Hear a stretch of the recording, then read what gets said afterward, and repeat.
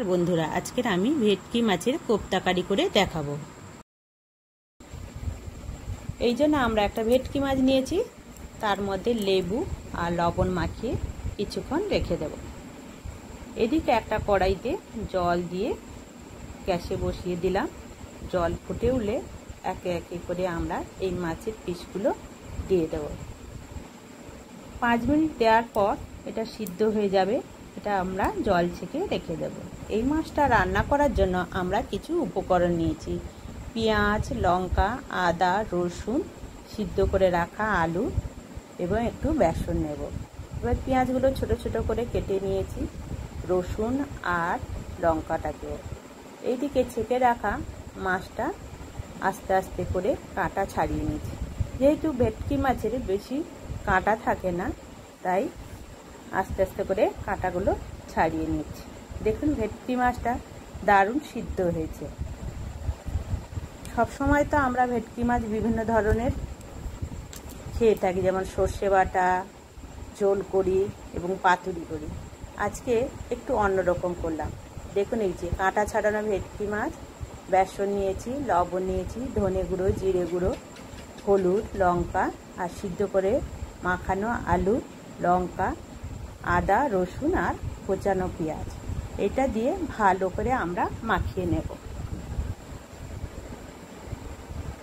উপকরণগুলো যাতে সবার সাথে সমানভাবে মিশে যায় সেইভাবে আমরা মাখিয়ে নিচ্ছি। দেখুন, মাখানো হচ্ছে। আপনারা অবশ্যই আমি যেমন করছি এমন একবার বানিয়ে খেয়ে দেখবেন, সত্যি খুব সুন্দর হয় খেতে। আমি তাই আজকের এইভাবে বানিয়ে আপনাদের দেখাচ্ছি। সুন্দর করে মাখিয়ে নিচ্ছি। এবার হাতের সাহায্যে একটু তেল নিয়ে নেব, নিয়ে কোপ্তা বা বলের আকার করে নিচ্ছি। খুব বড় একটু করার দরকার নেই, মিডিয়াম সাইজের করলে খুব সুন্দর হয়। এবার দু হাতে আমি একটু তেল নিয়ে নিলাম, দিয়ে ছোট ছোট বল করে নিচ্ছি। দেখুন, এরকম ছোট ছোট বল করে একটা আলাদা পাত্রে আলাদা আলাদা করে রেখে দিলাম।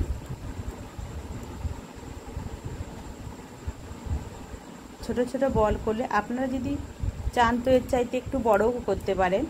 বেশি বড় করলে ভালো হয় না, এর মধ্যে তেল মশলাটা ভালো ঢোকে না।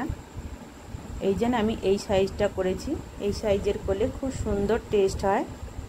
এবার একটা কড়াইতে তেল বসিয়ে দিলাম, দিয়ে এই ছোট ছোট কোপ্তাগুলো ভেজে নিচ্ছি। একসাথে বেশি করে আবার ভাজবেন না, তাহলে ভেঙে যাবে। এই দেখুন, আমি অল্প করে দিয়ে মিডিয়াম আঁচে ভেজে নিচ্ছি। একে একে সব ভাজা হয়ে যাচ্ছে আমাদের। এরকম কালার হলে আস্তে আস্তে করে সব কোপ্তাগুলো ভেজে তুলে রাখবেন। এই তেলে আমরা একটু আলু ভেজে নিলাম। যেহেতু আমাদের সবাই আলু খেতে ভালোবাসে, তাই একটু আলু ভেজে রেখে দিলাম। এটা এমনিও রান্না করতে পারেন আলু ছাড়া। আমরা একটু আলু দিয়েছি।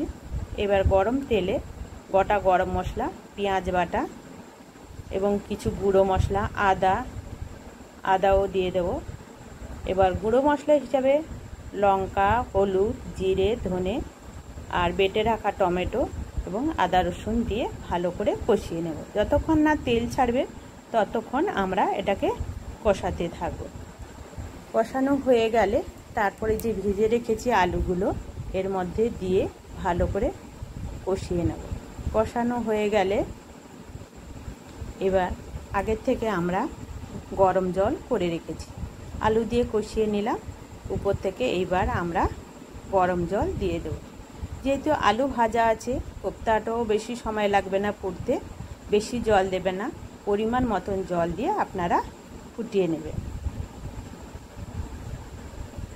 আমাদের তরকারিটা ফুটে উঠেছে। এবার উপর থেকে আমরা ভেজে রাখা কোপ্তাগুলো এর মধ্যে দিয়ে দিচ্ছি।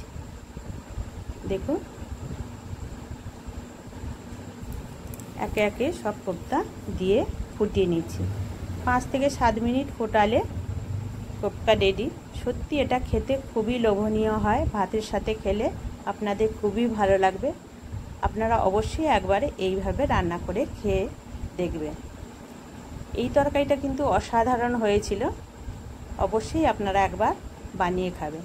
এই ভিডিওটা যদি আপনাদের ভালো লাগে লাইক শেয়ার কমেন্ট করবেন। দেখুন এইবার আমাদের তরকারিটা ফুটে উঠেছে।